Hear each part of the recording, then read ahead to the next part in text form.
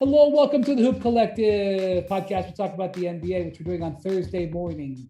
Joining me from New York City, right by the Garden, if I'm not mistaken. That is correct. Where you that attended is correct. Grizzlies Knicks on Wednesday night. I sure did. Saw the best show in the NBA. It was great.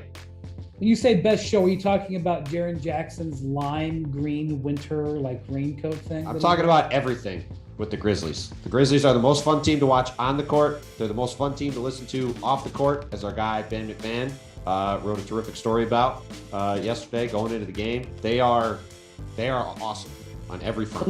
Let's bring in Ben MacMahon, who is joining us from Salt Lake City, where he was at the Jazz Nuggets game on Wednesday night. I was at the Jazz Nuggets JV game. I am right across the street from Fifth Square Arena. Had to move. I no longer have the view. Now I have a view of like some power lines or whatever. But wait a minute. You better say howdy partners. Otherwise, I'm going to get in trouble. Oh my goodness. Howdy partners. I am sorry. It's early in the morning out here. I don't know what, my manners don't really activate until I wake up. Hopefully that little cold brew I drink kicks in soon. Howdy partners. Sorry. Yeah, we had to get him up early today because MacMahon's got Bontemps has to get back to New York or back to Boston. Boy, I'm all over the place. Yeah, MacMahon, you had a story that published, was it on Wednesday or Tuesday? Wednesday. Yeah. Time for that ESPN game the Grizzlies were so eagerly anticipating. Yeah. Basically, well, I'll let you tell us what's in that story. I mean, you guys should all check it out. But it's terrific. Because let me just say, Bontemps got very excited about the Grizzlies. I'm sure he was really keyed up last night. I wasn't sure he was still going to be keyed up, but it seems like he is. I'm keyed up. So before we turn him loose, tell us what you followed the Grizzlies for years for us now. But. Yeah, I mean, in a nutshell, they are just the most fun team in the NBA right now. Look, they feel like they're contenders. They've got the third best record in the league. As that story spells out, they haven't done anything in the playoffs to prove that, but they certainly are confident they can, they will, they're on the verge of something big. But this is a team that is ridiculously fun to watch. As Bontemps said, they might be even more fun in the post-game stuff. They are a delightfully cocky bunch of young kids. And man, the LeBron scene with LeBron, acting like the grumpy uncle at the barbecue who's finally losing a pickup game and it doesn't like it. Just cussing them out in the middle of the game. And then, that was Desmond Bane, right? He cussed it was Desmond Bane was the primary target of LeBron. It was sort of the entire team because the entire team was kicking him up and down the court. But Desmond Bane's the one who really got under his skin. And so I see him 2.5, 3 weeks later, and I'm thinking, well, it's a pretty interesting scene to be perfect for this story. I wonder if they'll be willing to talk about it. Not only were they willing to talk about it, they were eager. I mean, they are proud of that moment. And, I'm glad you asked. Yeah. And it's like Ja Morant said, that moment pretty much sums up who the Grizzlies are. They are a team that they're going to talk their talk. They're going to hoop, and they're not backing down from anybody. And Bane, I mean, they're funny. They're a funny bunch of kids. Like Bane kind of runs me through the whole thing, just very matter-of-factly. And then after he goes through the whole, as he calls it, that little ordeal that everybody saw at the free throw line, he goes, after that, I mean, we were up 25 or 30 points. So I went over there and rested. Well, and he laughed. Not everybody may know exactly what happened. So can you recount? January 9 at the arena formerly known as the Staples Center. The Crypt. The Grizzlies were putting on a show. And this game is, people probably remember, mostly for Ja Morant's ridiculous chase down, grab the ball at the top of the square, block on Avery Bradley.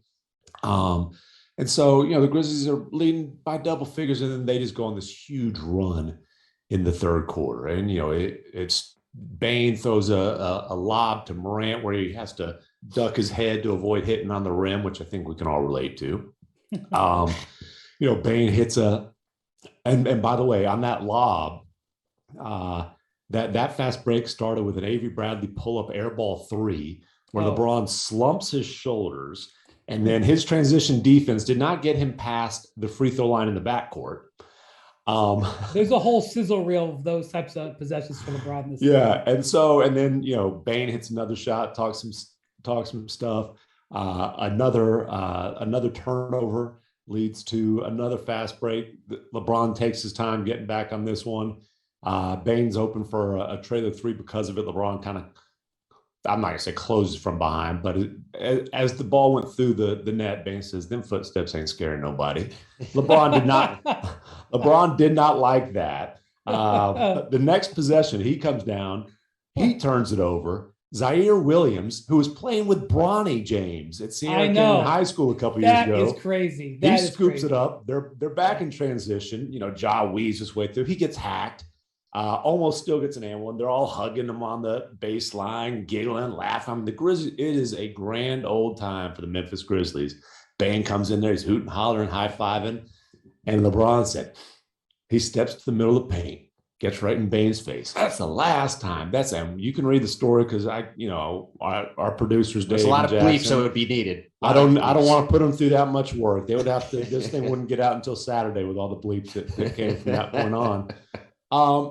But long story short, Bane barks back. The Grizzlies are smiling. They were enjoying that moment. They completed a blowout win. And look, you saw it last night in New York. There's going to be chippiness, chirping. As Ja Morant explained to me, there will be drippiness. I asked him to describe the Grizzlies culture. He said, drippy. If anybody knows what that means. And I thought I did, but I did look it up on urbandictionary.com just to be sure. The rough translation for folks of our demographics is a supreme level of swagger. And that's what this team has. Yeah, they did it in LA, and then they did it. I mean, by the way, they've just collected like 7 or 8 spectacular road wins this year. They've got probably the most impressive road portfolio, and not that last night was that impressive because the Knicks aren't that good, but they came in with their drippy swag. How about that? Is that redundant? They came in with their drippy swag, Bontemps, and infected you with their enthusiasm. Well, I mean, listen, that's hard to do. I saw them in Brooklyn 6 weeks ago, and it was the same thing. I mean, they're just the most fun. It's like MacMahon said, they're the most fun team in the league. They're talking their talk off the court. They play like it on the court. They're flying around. They're 90 seconds into the game last night. They're throwing down alley oops. Ja Morant nearly ripped the rim off at the end of the first half with a ridiculous full court series of passes. Ball never touched the ground, ends with him almost jumping over the backboard and dunking it. At the end of the game, he tries to jump over Mitchell Robinson. I thought he might have killed himself. He tries to jump over Mitchell Robinson and dunk it. Gets knocked to the ground, hops right up. After the game, he's like, yeah, I wasn't really trying to dunk it. I was jumping off of 1 foot. That tells you I wasn't really trying to dunk the ball. I mean, he shot 9 for 27 last night. Desmond Bane was 4 for 18. They're 13 for 45 together. And like the Knicks were playing pretty well. I mean, I know the Knicks are in a rough stretch, but the Knicks weren't playing bad, and they were just casually pounding them into the ground the whole game. Every time the Knicks would make a run to get back in it, they would push back, lead back up again.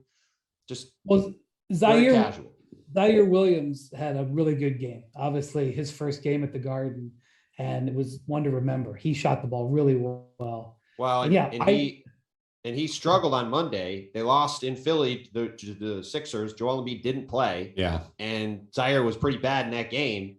And he comes back, he has a big game, career high 21 points. They win the game. And he comes in to do media after Jaren and Ja.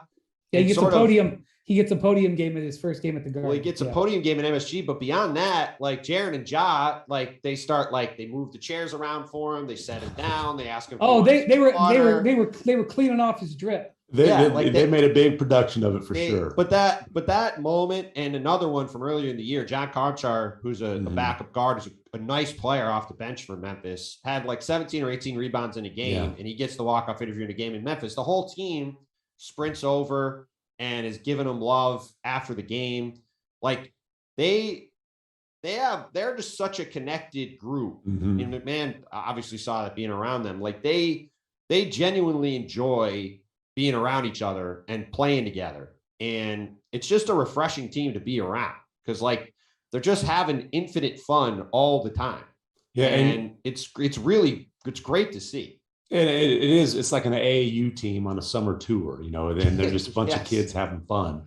And the Zaire Williams, So he misses. Ja kicks it out to him with the. And first of all, they shouldn't have been. It shouldn't have been that close. But he kicks it out to him with the game on the line. He misses a corner three. The last shot of that game.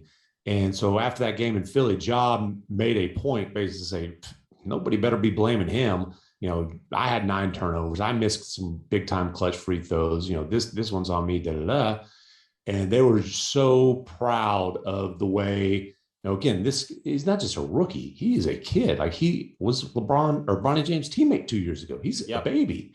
And they were just so proud of the way that he bounced back and delivered in that moment. And you mentioned Ja didn't have a great game last night. Bane couldn't throw it in the ocean. We didn't need that to know like this Memphis team is much more than a one-man show or a two-man show. I mean, remember when Ja went out with a knee injury, this team went 10-2.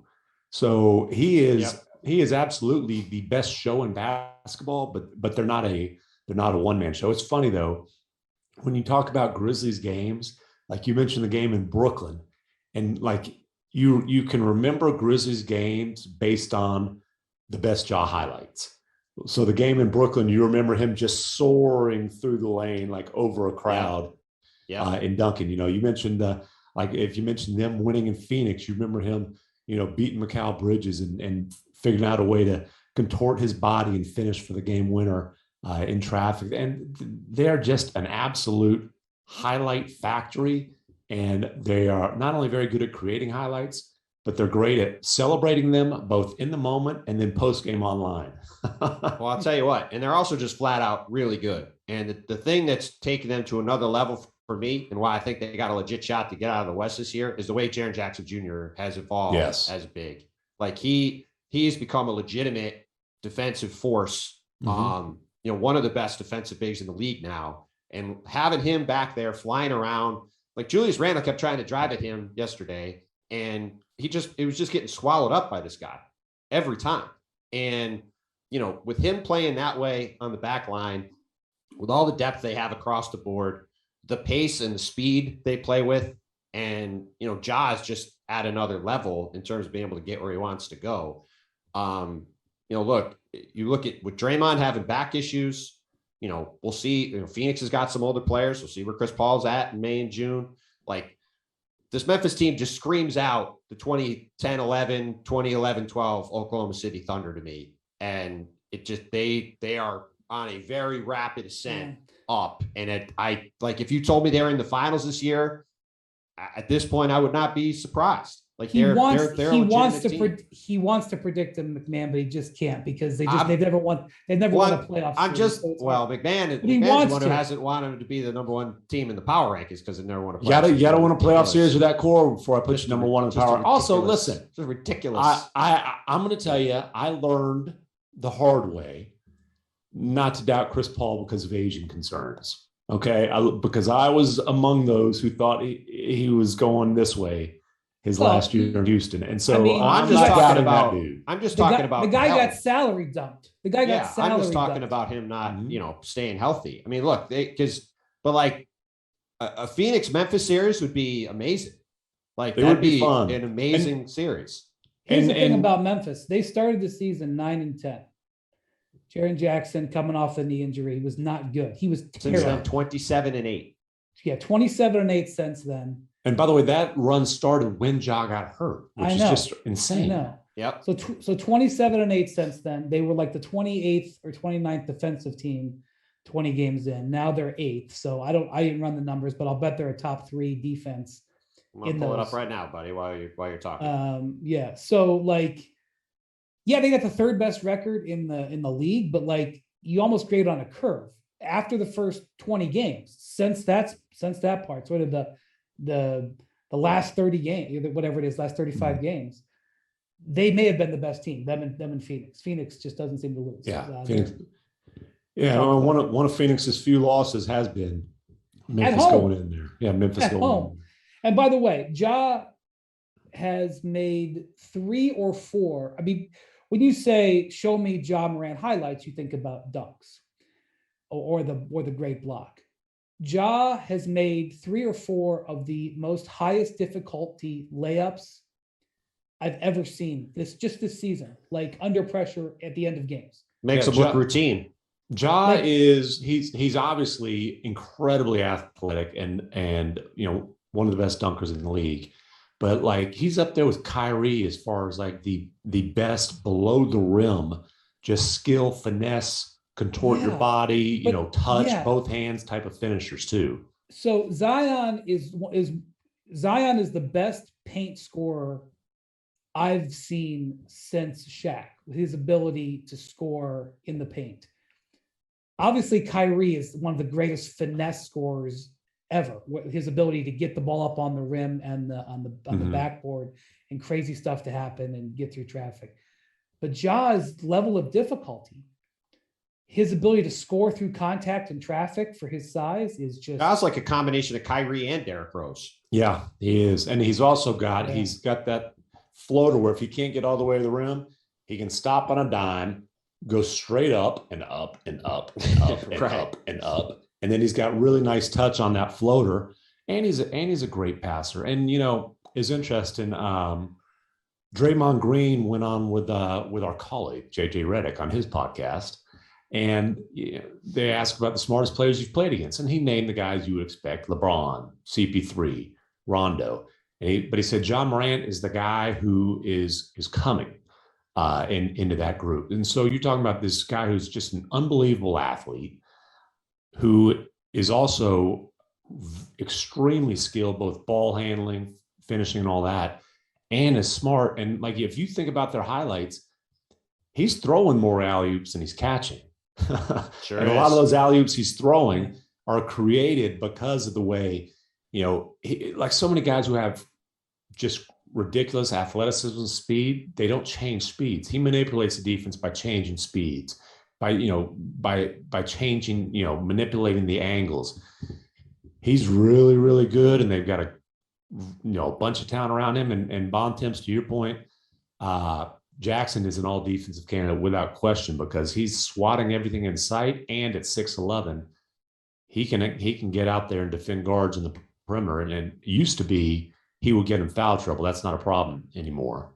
Since they started this run on November 28th, Grizzlies 104.1 defensive rating, number one in the league by an entire point over the Warriors. Wow. And they have cap space this summer. And 3 first-round picks in this coming draft. Potentially 3 first-round picks in this draft. Yeah, true. They have cap space. The Mississippi River's not quite as advantageous a recruiting thing as either of the oceans. Well, I'm not Brian, saying Brian, you should lay out why they might only have 3 first-round picks, because it's kind of amazing. This is actually kind of interesting. We're going to transition to trade deadline talk right now. And the Grizzlies have some play in this. It's because of the Lakers pick. Now, the Lakers got a good win on, if you can call a win over the Blazers a good win, which right now you have to give to the it's imperative to stay in the play-in tournament. The Lakers got between the 9th and 11th seeds in the West. West. Lakers got a win, which any one of those qualifies as good for the Lakers these days. Right. So the Lakers right now, if the season ended today, would have the 13th pick, but it's tight. They only have one fewer loss than the team that would be 10th, which is the Knicks. And the reason that's relevant is that, the pick that the Lakers have this year is going to the Pelicans as part of the Anthony Davis trade. The Pelicans have subsequently traded that pick. It was part of that really big trade last year at the draft where Steven Adams and the Rice to Zaire Williams, by the way, look at the Grizzlies, another good draft maneuver. And another one that wasn't exactly, a consensus hit at the time. Right. Was it surprising he went 10th? He was the 10th pick. It was considered a pretty big reach. So, because Zaire was a major recruit to Stanford and had a rough freshman year. Yeah, right. Okay, so anyway, Steven Adams, Eric Bledsoe, and the number 10 pick, and this Lakers pick, if it is outside the top 10, if it falls 11 through 30, which everybody would assume it did, goes to Memphis, Jonas Valanciunas and the number 17 pick, which is Trey Murphy, ends up going to New Orleans, and then they rerouted Bledsoe out to the Clippers. And basically they got this Lakers pick as the cost of taking Bledsoe. Yeah. If it doesn't convey this year, it goes to 2 seconds. But the point is this: the Lakers pick is unprotected, and if it's in the top 10, which, come on, we didn't think that was any chance at all. Even no matter what you thought about the Pelicans didn't think it was a real chance at all. Well, but when they traded it to Memphis, they protected it to keep in the top 10, just to sort of CYA. Sure. So the Lakers, especially with LeBron uncertain with his knee, and there's been almost no update on it. The Lakers aren't saying what it is. He's been away from the team, quote, getting options. I don't like hearing getting options. And I'm not saying it's like season threatening, but I mean, every game they play without him is a problem. And so the Grizzlies had been thinking they were going to get that pick. But more importantly, if you're the Pelicans and you're in trade talks, which the Pelicans are in a lot of, which we'll talk about in a second, you could sort of, hedge your bet against the Lakers. You could say to the Pelicans, all right, I want that top 10 pick from the Lakers, because I think the Lakers are going to end up with a top 10 pick this year. You could basically sort of short the Lakers this year if you wanted to. So the Grizzlies may get that Laker pick. Right now they would. If the season ended today, the Lakers would have the 13th pick, and assuming no jump in the lottery, they would convey it to Memphis. But so yeah, Memphis has 3 firsts in this draft. All they outside also the have Utah. So likely 3 non-lottery picks. Well, I don't know. Maybe the Lakers will be a lottery pick, but maybe it'll be like 10 or 12 or 13. And they have cap space. So I'm not arguing that they're going to go out and sign, James Harden, which would be the worst idea in the world. But I am saying that this team isn't done with. Well, and Zach Kleiman, their GM, who's done a great job kind of with this rapid rebuild. He knows how to use cap space in ways that benefit your team other than signing a free agent. They got the Warriors 2024 first by eating Andre Iguodala's salary. Well, and ended up trading him in the one move that didn't pan out for Zach Kleiman. I mean, facilitating there's a lot of ways that you can use cap space to get assets other than just signing a free agent. And so, look, they've got a really talented group now.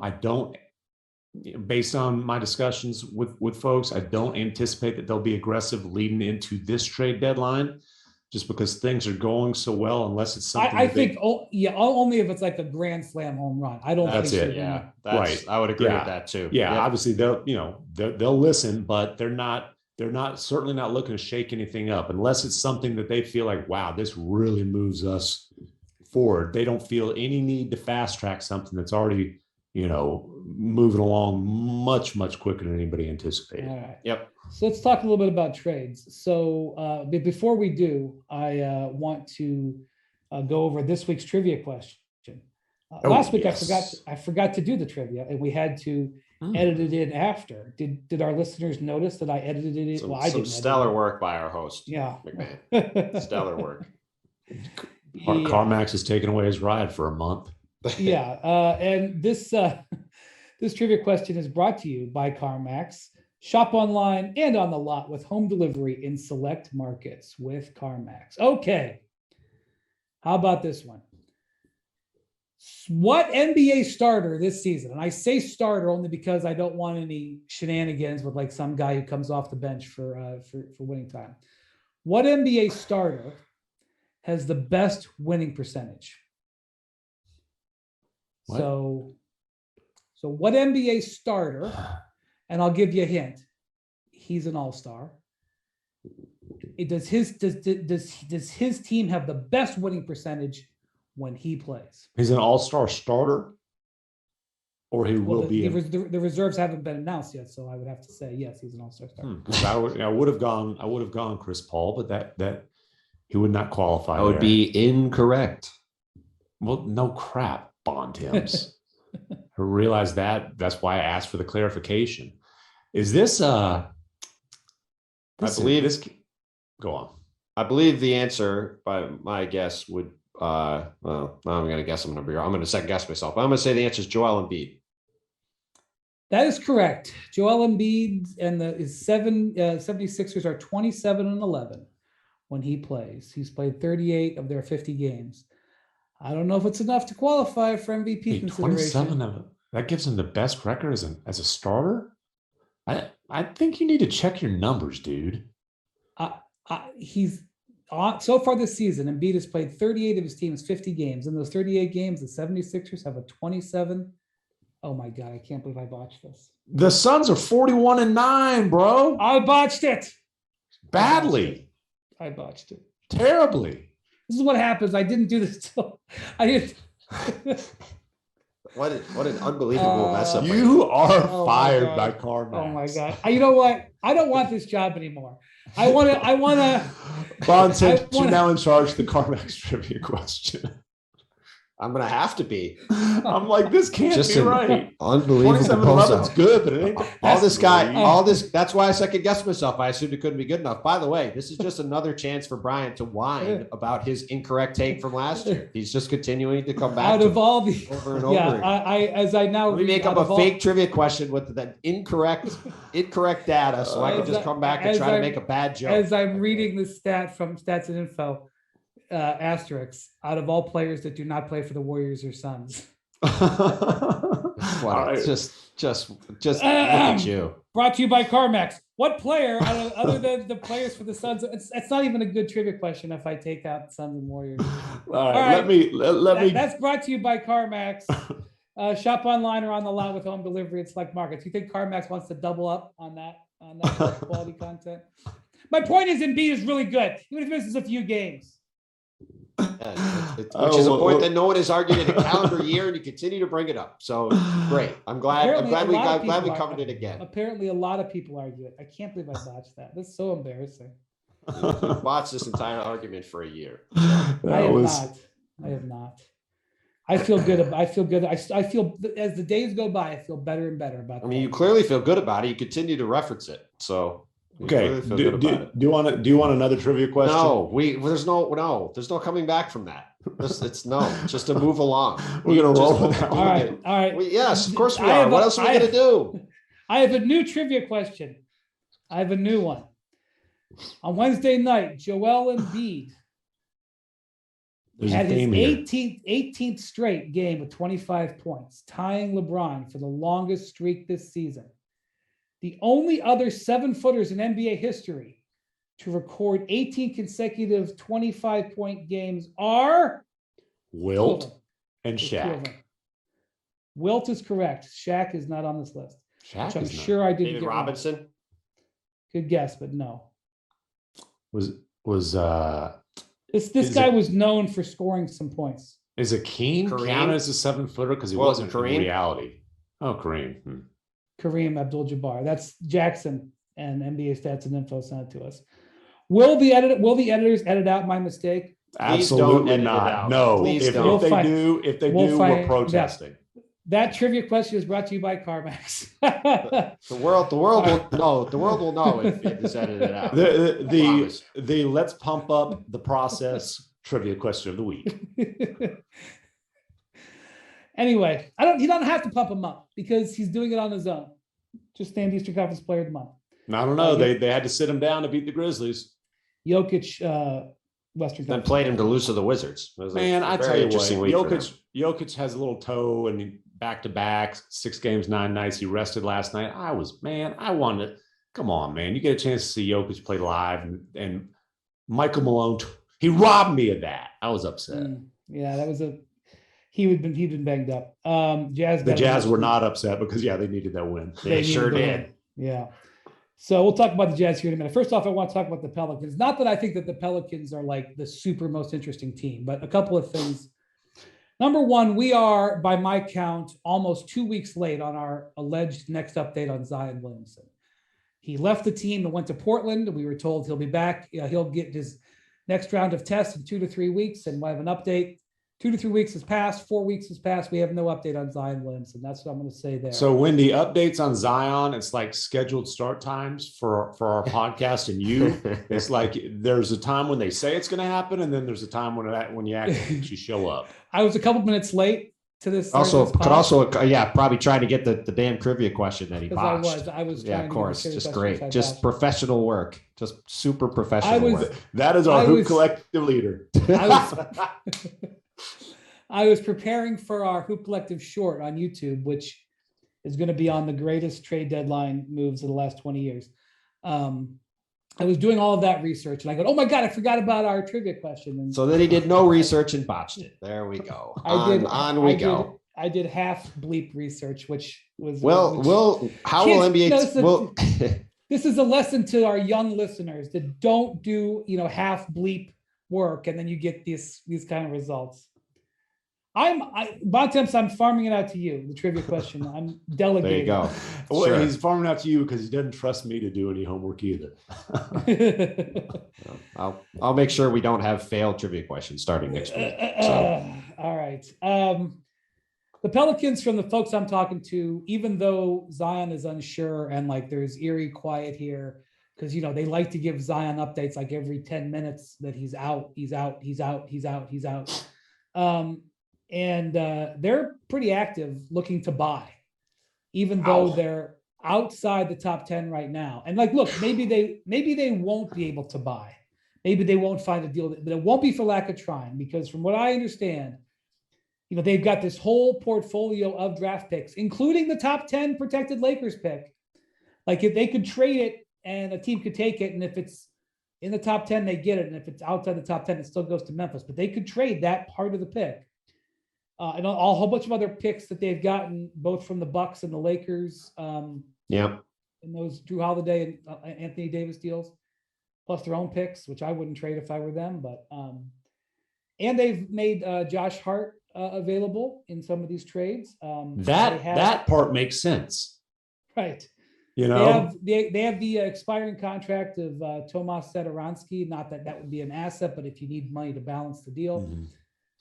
So from what I understand, they have talked to the Blazers about CJ McCollum. They have talked to the Kings about De'Aaron Fox. They have talked to the Rockets about Eric Gordon. They have talked to the Hawks about Kevin Huerter, probably more that I don't know about. Now, obviously, the offers for these players wouldn't be the same, but the Pelicans are buying. Do we like the Pelicans trying to buy at this point, Bontemps? I mean, it doesn't make a lot of sense other than that if you're trying to secure your job and secure the 10th spot in the play-in tournament, which is what they're, the two objectives I think that are trying to be accomplished here. I mean, look, if the Pelicans trade for a CJ McCollum or Spencer Dinwiddie or one of these guys, I don't think it's materially changing their future, other than that they have a better chance of making the play-in tournament. And if, at some point Zion resurfaces and can play a game this year, potentially they can win a game or two in the play-in tournament and make the playoffs and lose in the first round to Memphis or Phoenix or Golden State. So awesome. So no, but I haven't really liked anything Memphis has done for about New Orleans has done for about 4 years. So this would sort of be in keeping with that for me. Look, now, okay, if you're talking about De'Aaron Fox, yeah, I could see that making sense because you're not buying for this year. You're buying. Well, that one does, yes. Yeah, you're buying for the years beyond. CJ McCollum at 30 years old, dude, the Pelicans are in a rebuild, whether they want to admit it or not. CJ McCollum, and then what are you going to do? Fart around and maybe sneak into a play-in tournament? Just come on now. Be real, selling Josh Hart where you've got, he's got some value and you can get things that can help you in the future. Yeah, because I think Josh Hart would have a lot of interest. Eric Gordon? No, Eric Gordon would be a great fit for a lot of teams that have a chance to do something this season. Yeah. You're not like Eric Gordon and try to get into the play. Because here's the other thing. The Rockets aren't giving you Eric Gordon, at least what they say. You ain't getting Eric Gordon without giving up a first-round pick. for a team that's trying to make the play-in tournament to give up a first-round pick to help that is absolute insanity. Maybe they won't do it, but I mean, there's a lot of smoke. It feels like there's just a lot of smoke in general. I mean, I'm going to be honest with you guys. I got a couple of pages of notes of alleged trade stuff. Mm-hmm. I'm not excited about any of it. Well, and we've mentioned the two guys who are probably the best players that are realistically could be traded, and that's De'Aaron Fox and CJ McCollum. So let me ask you this. So this has been reported elsewhere, but I've heard as well that the Knicks have shown some interest in De'Aaron Fox. The player that makes the most sense in that swap would be Julius Randle. You know, I've run hot and cold on De'Aaron. I like him. I like him as a guy. I like his mentality. And I think, you know, if you could get him, he's under contract. I'm not sure he really changes that much in that trade for the Knicks, but it certainly alleviates a deteriorating issue with in New York with Julius Randle, both his relationship with Tibbs and his relationship with the fans. But regardless of that, you know, the Kings, they're like all over the place. You hear Harrison Barnes, you hear De'Aaron Fox. I don't think Halliburton is available, but I mean, let's be honest. I mean, I don't know if anybody can say they're unavailable. You know, you hear Buddy Hield. They may end up doing Marvin nothing. Bagley III is available if you're willing to give up like 3 pairs of used sweat socks. Yeah, he demanded a trade like a year ago or longer. So I have no idea what the Kings are going to do. I don't know if they're going to look different 8 days from now or if they're going to look the same. It's hard to read. I know they're talking to a lot of people. You know, Woj had a story last week that they pulled out of talking about Ben Simmons. I mean, that's a negotiating stance. I mean, are they not going to answer a call from Daryl? You know, of course they are. I remember a day when a certain Russian billionaire owner got to the microphone and declared that his team was out on the bidding for a certain star player named Carmelo Anthony a decade ago. And Mikhail Prokhorov and Billy King and Bobby Marks, our colleague, left that press conference and promptly called the Denver Nuggets. So I would say the posturing is high this time of year. Bobby told the story on the pod recently. You know, we were walking out of the press conference, and Bobby said to Billy King, "Does this mean we're really out on Carmelo?" And then Billy King went, "No." So yeah, I mean, it's you know, so you got to be careful of that. I don't know what the Kings are going to do, MacMahon. I don't even know if I care what the Kings are going to do. Well, I know what they should do. They should go into a sell mode because there's not a lot of sellers. Like, again, this like fighting and scratching and clawing and hoping you can make the play-in tournament. And like what the Kings, they haven't made the playoffs in 16 years. It is the one franchise that might hang a play-in banner. You know, but I think they've got like, to me, anybody but Halliburton would be available, you know, and you're not, it's not a fire sale. You're trying to get significant value. Obviously you're not moving guys unless they're deals that make sense for you. But I would put anybody, and I believe anybody but Halliburton is available for the right price. So I mentioned McCollum. You know, it's been a little bit of a mystery what the Blazers are going to do. Anthony Simons has played really well. He's a free agent. You know, I assume that they want to keep him. So he feels destined to get too much money this summer. Well, it depends on who you listen to. Yes. Yeah, from who though? It's not a great market for free agents. That could be their saving grace, but I would not be rushing to. I mean, if they could pay him what, say the Pelicans paid Devontae Graham, you're paying him $12-13 million a year to be a 6-man scorer for you. I like that. If you're paying him $18-20 million a year to be a starter, I'm not sure I like that. Yeah. So it'd be interesting to see if they try to move on from McCollum to make room in both salary and playing time for Simons, assuming that Dame is healthy and back long term. So we'll see about that. And then Covington, Nurkic, I mean, they have guys who they should definitely be trying to move. Guys in the last year of their contract. This is the perfect year for the Trailblazers to have an accidental tank, shut them down the rest of the season. But they've been winning a little bit recently. But they couldn't beat the freaking Lakers last night. Yeah, Anthony Davis. By the way, if you're looking for positives in the Lakers, Anthony Davis off the knee injury. He had a spectacular game Wednesday night, and he's been playing very well. So I don't know what's happening with LeBron. I don't know how serious this is, but again, like there's it's a very, you need like a Sherpa to get through the path, but there is a way the Lakers could still make this happen, but listeners are really on top of the references here, pal. Really on top of it.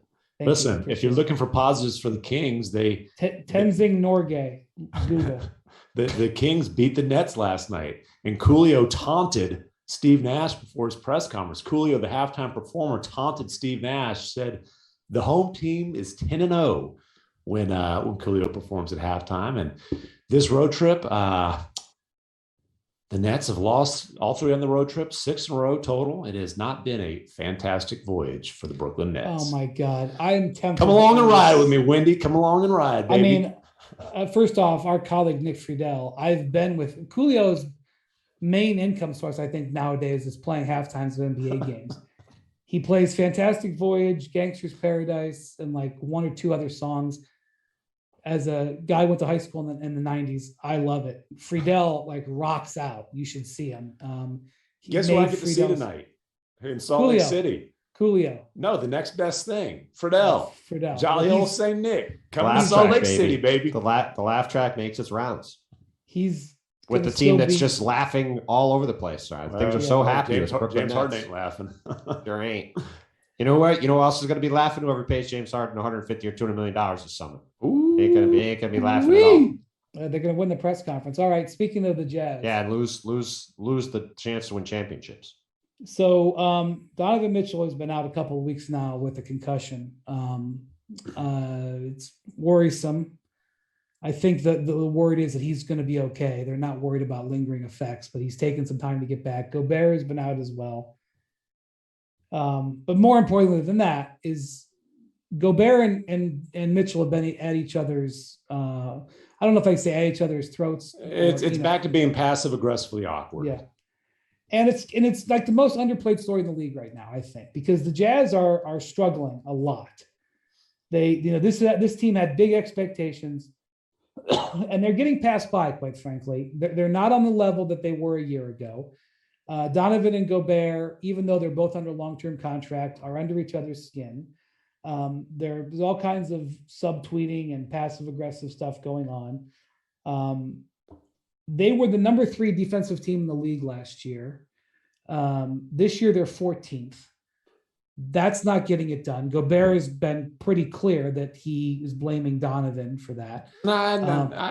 He's pretty clear that Donovan gets some of that blame. He's pretty clear that as a team, they need to, in his words, build championship habits and play harder, be more focused on details. And Donovan's a part of that. You can. Can I read a quote from Rudy Gobert? This is from about 2 weeks ago. This is from right after Gobert missed 5 games with COVID. They went 1-4 in those games, and like the Pistons scored 197 points on them. Yeah. This is from the first practice back after Gobert's stint in protocols. That's correct. I'm gonna have a question after this is over. When I watch some of these other teams like the Suns or Warriors, those guys are a step ahead of us in terms of winning habits. They take every game personally. Devin Booker is playing his bleep off defensively. I've been watching him compared to 2 years ago. Guys like that, they buy in, and you can tell they take pride in playing defense at stopping their man, doing whatever they can defensively to stop the other team and be part of a winning culture. I think we're not there yet, but I think we're going to get there. I'm going to ask you guys a question. Was Rudy Gobert talking about Donovan Mitchell in that quote? I think the answer is unequivocally yes. Well, Donovan Mitchell sure as hell felt like the answer was unequivocally yes. I heard that quote. The first thing I said was, well, there we go. That's going right at Donovan Mitchell's neck. if these guys played for the Knicks or the Nets or even like the Suns or something, Stephen A would be talking about this on First Take, because it's two all-star level players, one of whom is young and superstar quality. like I know that there's the a lot other of whom guys. is more valuable. Here we go. So, I mean, listen, Stephen A might not be talking about it, but they sent me to Salt Lake City. What else do you want, dude? Like, that's a big deal now, baby. I want your report.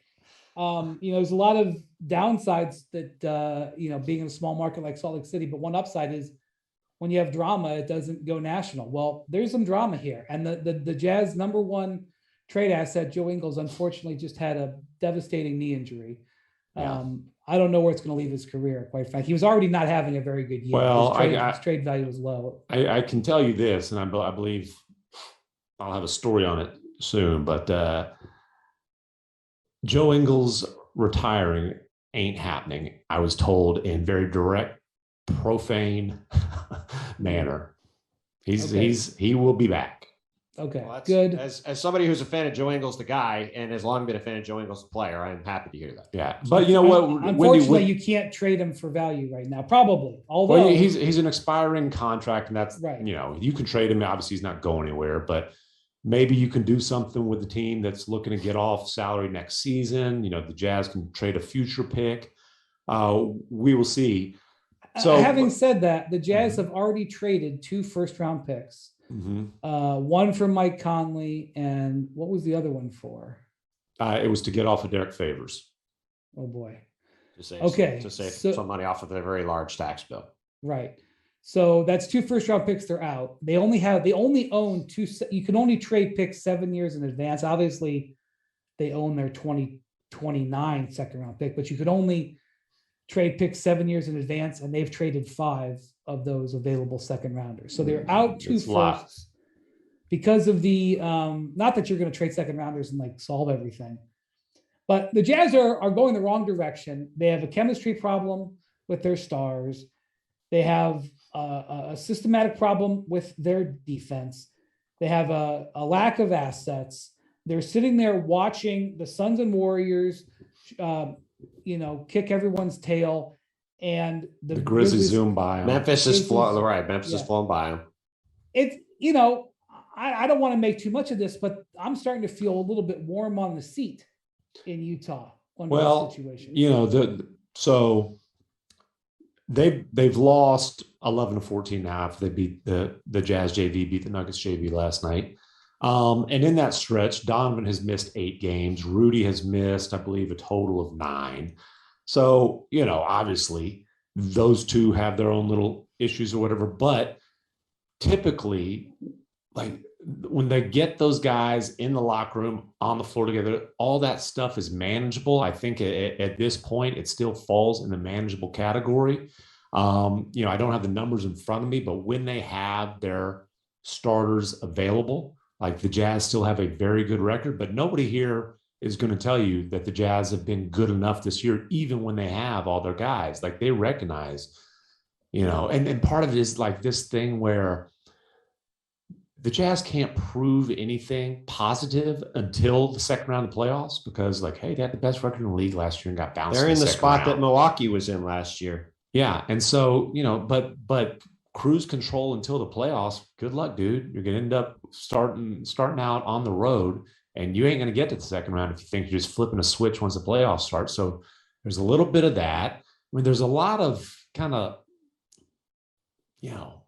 little funky things that are adding up to not good. And it's obviously exacerbated by the 2 stars who, aren't going out to have a picnic anytime soon. It's also exacerbated by the fact that they've had turnover in their front office. Yeah, and they're looking over their shoulder, and here comes Danny Ainge, who is the primary shot caller and a part-time employee. Justin Zanuck is still doing all the day-to-day GM work, and basically Justin Zanuck, who's excellent at his job, by the way. Mm-hmm. Basically, Justin Zanuck admitted he didn't even know Danny Ainge, right? Didn't he basically say that? And Danny Ainge is Ryan Smith, the new owner, he's his guy. You know, they're friends. I mean, BYU, born in Oregon, BYU, Which all is that kind of fine. stuff. Like if you're a billionaire and you buy the team, you can put in whoever is in charge of it. But if you bring in a guy in the middle of the season who doesn't have relationships, I just.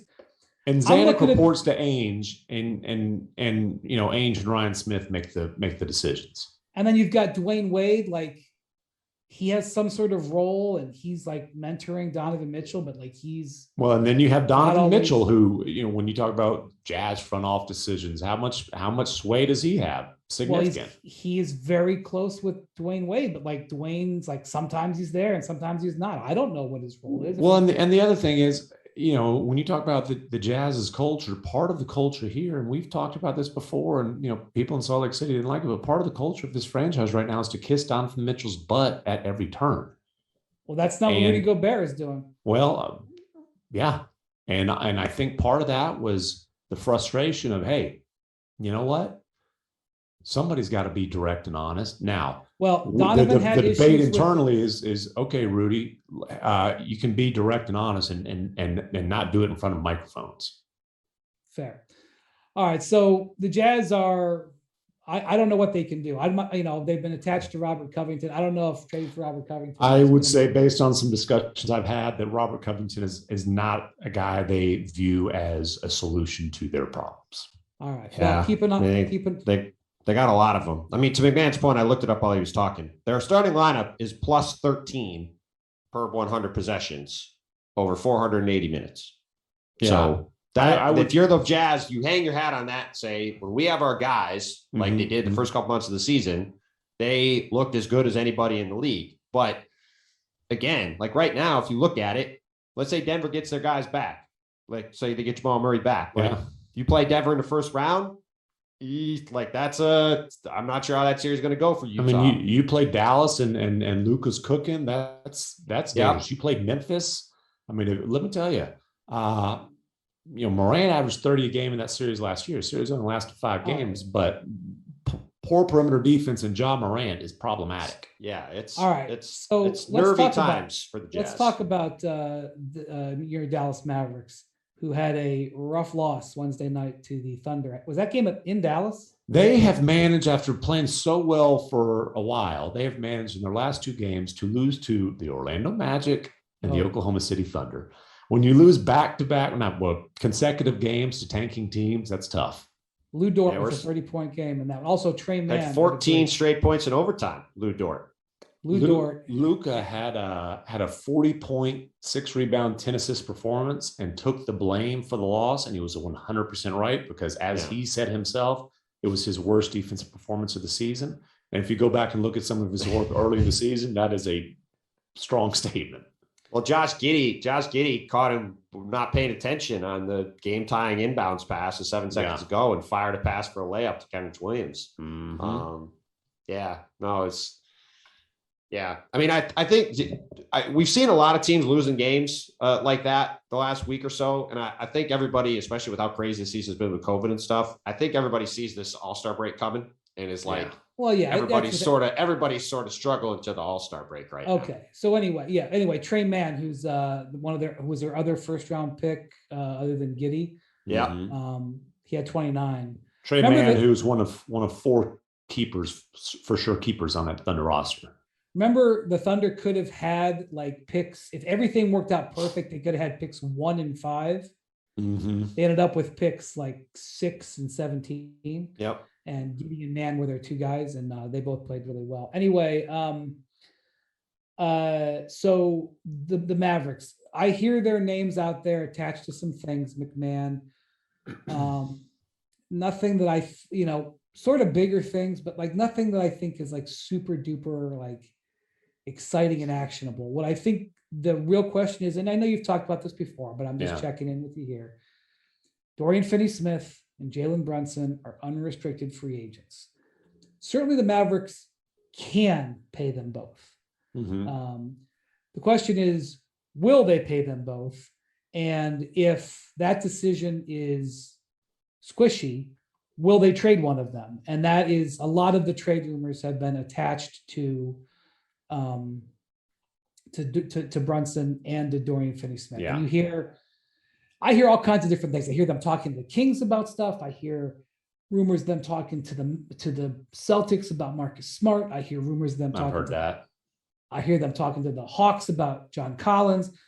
But again, like some of this stuff, like these are just rumors. Like executives are telling them to me, but like again, it's kind of like I write them down on my scratch pad, and I'm like, okay, I'll denote that I heard it, but it's not like something I would like call Woj with and say, Woj, I think this is happening. Yeah. Like, let's track this down. Like, that's, so I don't know what Dallas is going to do, but there's a lot of chatter out there. And they have a new GM. So I don't know, and Cuban's going to be the main driver, but I don't know how it's going to go with them. Well, I can say with certainty that they've shown interest in Marcus Smart in the past. I don't know how much that has been recent. I have been told, and I paraphrase, that unless it's a what the bleep are they thinking type of offer, that Jalen Brunson's not getting traded. Okay. And the plan is to move forward with Jalen Brunson and Dorian Finney-Smith. Like the Mavericks, they don't think that their roster is championship caliber right now. They certainly would like to upgrade the roster, but it's really hard to do that when Brunson's making like 1.8, Finney-Smith's making 4, and they just don't have good salary to attach to that. Any salary they would have loved to move off Hardaway. That's not happening after he breaks his foot and undergoes surgery. Well, they just signed him. Yeah, I know. And I think there's some buyer's remorse there. But to me, you need to re-sign Brunson. You need to re-sign Finney-Smith. Because if you just let those guys go, you're not getting cap space. You're just saving tax money and saving money. But the best way to save tax money, if you're Mark Cuban, is to put Luke in a situation a few years where he feels like he needs to force his way out of Dallas to have a chance to win. So if you re-sign Finney-Smith, if you re-sign Brunson, those guys are helping you win games. And if something pops up, like they'll still have trade value. Now, they could have probably gotten an extension done with Brunson before the season, and they still technically can leading up to free agency. But that extension is there's a cap on it because the Bobby Marks explanation that I'm not smart enough to explain.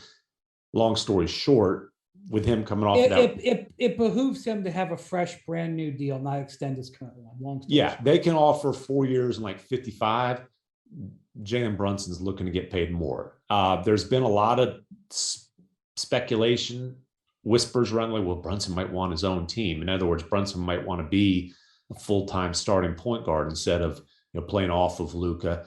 I can say with confidence that Brunson's preference would be to stay in Dallas, but he's not taking any kind of discounts. He's trying to get paid as he absolutely should. His preference should be, he's made very little money in his first 3 or 4 years. Yeah, his priority is 4. His priority is to get paid. His preference is for that to be in Dallas. Okay. Definitely, money first. Yeah, and I think the same with Dorian Finney-Smith, who the last, an undrafted guy who's been a great developmental success story. The Mavericks signed him when he was a 30% career three-point shooter. He shot in the upper 30s in the 3 years since then on a 3-year, $12 million deal. He's been a great bargain at $4 million a year. He's the kind of guy that every good team needs. Dorian Finney-Smith is who people think Robert Covington is, because he actually can guard 1 through 4, the other team's best scorer, and he's a 3-and-D guy, great role player. Some people I talk to around the league think Finney-Smith could get up to $15 million a year. That's considered the floor based on people I talk to for Brunson. The Mavericks, they're looking at this saying, not a lot of teams with cap space. Those teams are rebuilding. They've invested in young guards. Market might be closer to the mid-level. I'd say good luck with that. It's hard. Well, it's hard to look at like San Antonio and Orlando, two of the teams with cap space, or even Oklahoma City, and say, boy, they're in the mood to pay a role player, $15 million. Or Brunson, when the Thunder have Gilgeous-Alexander and basically Giddey's is their point guard. You know, DeJounte Murray, Derek White, some of the young guys in San Antonio. Orlando's just drafted Suggs, still have Fultz, Hampton. I mean, they've got a lot of young guards they've invested in. And so, but here's the thing. If there's a sign, if Brunson and his agent find a sign and trade situation where he's got a much more significant offer on the table, you can't lowball him if you're the Mavericks. You can't, you can't create. Well, end of the day, I don't think they're going to trade him.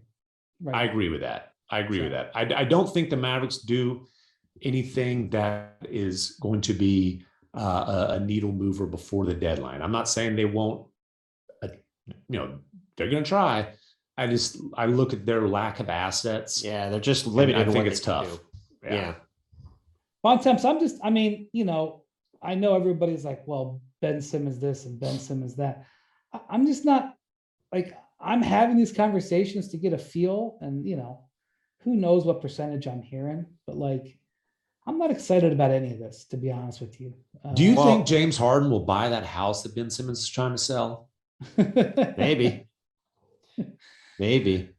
He can afford it. I think there's a few things working against this being an interesting deadline. One of them is the fact that most of the good teams have traded all their picks, right? So generally, the best way to make trades is use picks and some salary to get a better player. Well, if none of these teams have picks, then you're talking about trading player for player. That always gets a lot more complicated. So there's the first thing. Second thing is there's a lot of teams that are most of the teams are trying to save money or trying to duck the tax, because the fact that the salary cap was flat the last couple of years and is only now just starting to go back up means that there was a lot of money that piled on top of each other, and you've got a lot of teams that are hovering around the tax line. So there's not a lot of flexibility for teams to say, take in $6 million and send out 10, right? Because if you do one way or the other, one side's going to be in the tax, the other isn't. And with this being a record year for tax payments, teams don't want to be in the tax. Now, let me stop you on that. So that's the thing. See, sometimes I think fans are like, well, the tax is penal, but what are we doing here? Why are we trying to save, 800,000 or 3 million or something like that? That's not the way you look at the tax, because you look at the Celtics. The Celtics are how much into the tax right now, Bontemps? 3 million ish. Okay. I don't remember the number, but it's right. Very little bit. Okay. So you'd say if they somehow made a deal to save that 3 billion, they would save that $3 million plus another, how much in tax money? Maybe 6 million or so. Say it's a total of $4.5 million in savings or so. Okay. All right. You say, well, $4.5 million. Do you want to try to make it to the second round of the playoffs? But not only do you get out of that tax, that salary, but then you're able to get the disbursement from the other tax-paying teams. The money that from the luxury tax goes from the taxpayers to the non-taxpayers. Which is going to be north of $10 million. Yeah, it's going to be north of $10 million this year. And you also don't want to be in the repeater tax. For sure. That's a factor for teams that have high payrolls over a long period of time. So with the Clippers paying so much money, and the Sixers paying so much money, and the Nets paying so much money, and the Lakers and the Bucks, teams that aren't getting out of the tax, it's going to be potentially the highest tax payout ever. So the difference between being a couple of $1 million into the tax and getting out of the tax is potentially a $10 to $15 million move. And that could be the difference between you making money and losing money this season. So that's a factor. And again, that's all boring stuff. Who cares about the ledger? I just want to win tomorrow's game. But when you talk about trades, and when I hear who the Rockets might trade Daniel Tice to, for example, have time in my life taken up by this conversation. I remember he's on the roster. Yeah. When I go through that kind of stuff, it's and again, we're about to do right after we're wrapping this, which we are in a minute here. We're going to record this thing on trade deadline moves, the actual deadline day moves. And I looked back at the last 20 years, and 98% of them, I didn't care then, and I don't care. I really don't care now. Right. Well, and the other thing that's impacting this thing too is the fact that there's a lot less sellers than there even used to be because of the play-in tournament.